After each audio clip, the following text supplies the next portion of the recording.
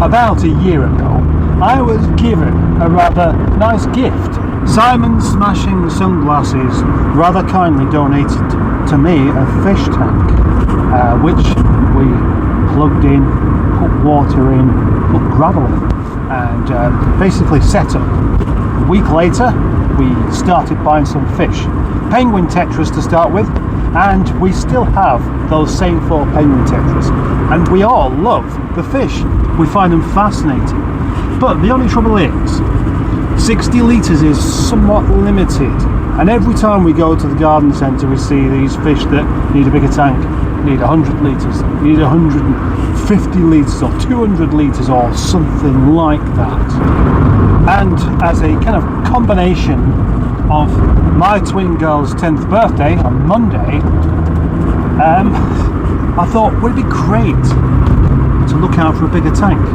And I've been looking, and today one's come up in Burnley for free. And we do see these, go to the marketplace, and they're one of those things that it's better just to give it away when you move in, or when you just don't want it any longer, when you don't want any more fishies. Fishies are just a little bit too much like hard work.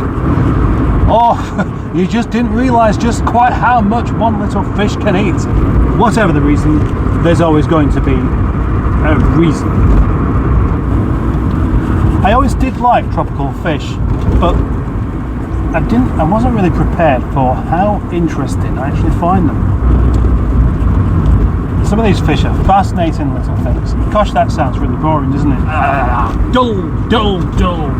Dull conversation about tropical fish. Who's ready for one of those? Probably nobody. But they do seem to have character. You know, rosy barbs in particular. Such friendly little fishes that they come to you put your finger near the tank and they want to chase your finger. That's not the kind of thing you'd expect from a fish.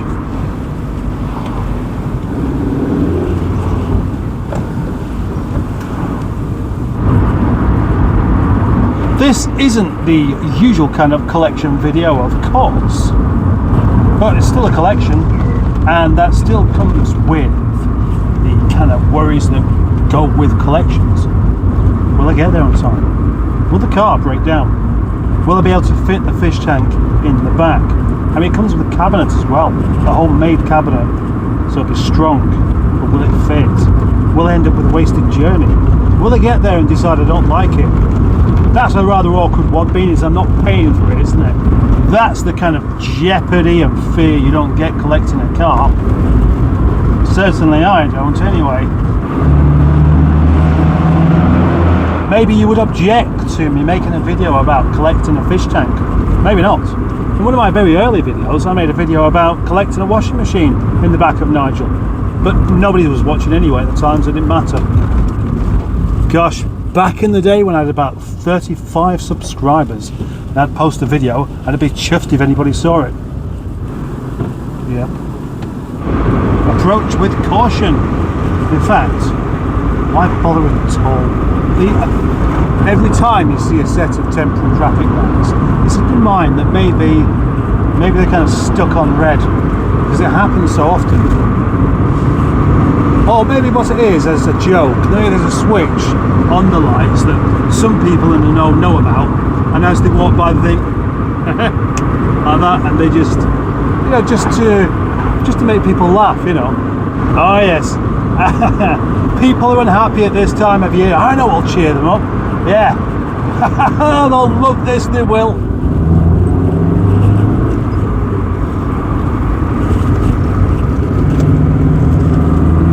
Anyway, back to one of my concerns. I'm going to pick up a big fish tank. Yes, a big fish tank, not a small one. That means that I need the room in the car. But this comes with a big stand as well. What looks like a substantial stand that stands quite high. Will it all fit in the car? I mean, it's only a Rover 25. It's not like a Volvo estate, is it? Am I being silly? But I think, well, I've got to go and have a look, haven't I? Maybe it won't fit. Maybe it will. It probably will. Maybe it won't though. Will it want it? Will it want it? Will it want it? Will it want it? Will it want it? Will it want it? Will it want it? Mini! Cheer up, Rich. I'm thinking it will. I reckon the stand will go in the back, in the boot. We'll have to put the seats down, and the fish tank may just go right next to me here, because it's 3 foot long, not 6 foot long. If it was 5 foot long, it may even fit. Comes to think of it, with the seat adjusted so. And so the rather intrepid adventure continues. Shoes. I've got some shoes in the car that I neglected to take out, and so shoes either side of the fish tank will ensure it won't slide too far, I hope, because although I must, don't make me slow down, I do have spare glass for this car should the worst come to the worst, but I really don't want that to happen. If I just get it to where it's going without any mishaps. The road from Burnley via Todmorden is actually indeed a windy one. So this does make this a bit of a challenge. I've just got to drive like a learner to put things into perspective somewhat. The fish tank I have at home that I got from Simon fit in the boot of this car with the can't remember. Yeah, it did. It fits in the boot without the seat springs go down. Don't want to hear sounds like that, don't I? Doesn't help when there's quite a lot of water still in the tank, actually.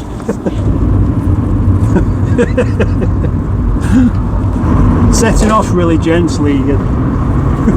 You know how people get. They don't. People are impatient. They don't want to be behind somebody who sets off gently. Do they? They want them to just set off, get on with it, whiz around the corner, no faffing around. I'm the same. I am. But if you've got some sort of sign on board or something on the back window saying, apologies, black box, or horses in transit. We know that horses don't travel too well. Oh yeah, it definitely moves. Yes. Whilst going around the bend there, this is not quite what I wanted. So okay on that one because the beat puller is firmly in the way, but it's definitely moving on the bends. This is not the most pleasant journey I've ever had. And here we go again.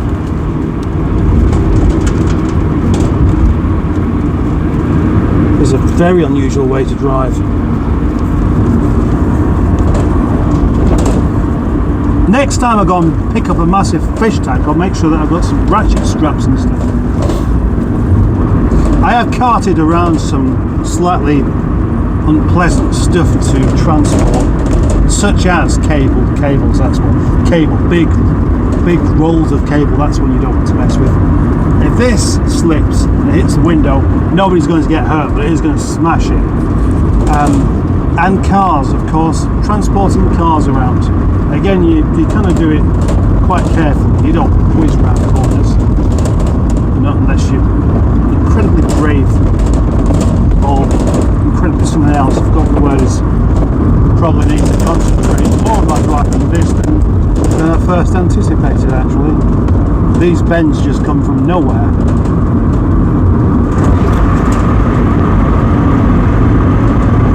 Perfectly good at controlling the slide of the fish tank. What this does not take into account though would be something unexpected happening. And now here I am, one of these people doing 40 miles per hour in a 60 limit. Well, it's goes to 30 now. And I understand why people do it.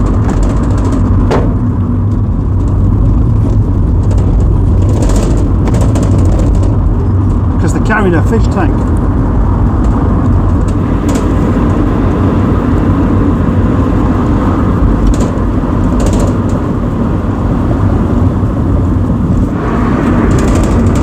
All this rattling and noise going on. It's like being back in a Sierra.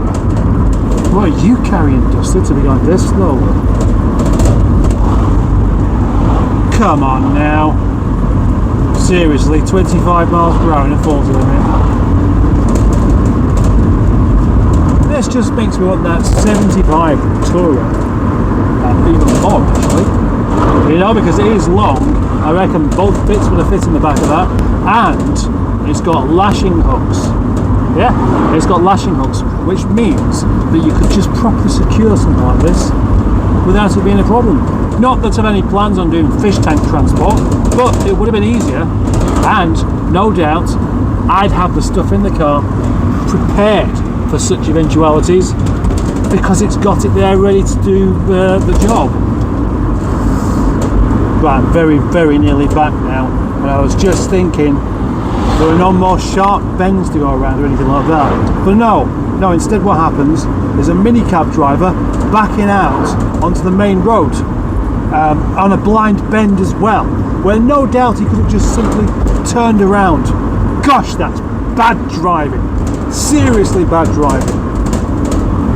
But yeah, no accident though. Yeah, that fishy plate would suit me.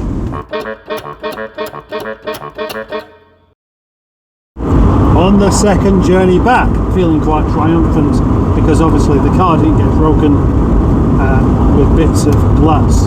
I tell you what though, I couldn't get that fish tank in by myself, and the missus certainly wasn't strong enough. I had to go knocking on the neighbour's door to ask. Oh well, maybe that's what neighbours are for. If you want to get on with your neighbours, ask favours. They appreciate it. Anybody being asked a favour that they don't mind doing will be happier doing it than not being asked. That's what I think. I mean, with a reason. If you knock on your neighbour's door every single day and ask for a lift with one thing or another, it might start to get a bit tiring, especially if they never ask you anything. Yeah, you wasn't expecting that, was you? Mustard advice with the fish tank. And now on the way back, there's no reason not to drive at a decent, sensible, slightly hooning at speed, so I can get back and have something to eat and just start cobbling together the new fish tank. Whilst we're at it, I have got to get a new filter and a new light and a new pump. But that's not a big deal, is it really? It's not a lot. For a free fish tank, there's no way I'm going to be able to buy a fish tank for that price with all the bits with it. No, there really isn't. No chance, mate. But the other good thing about this as well is that this comes with a stand, a properly put together with decent bits of wood stand, the kind of thing that can withstand the weight of all that water. And it makes me wonder, where you see these tanks in the garden centres, etc., and the big tanks with plywood stands, how can that type of pretend wood actually tolerate the weight of all that water and glass?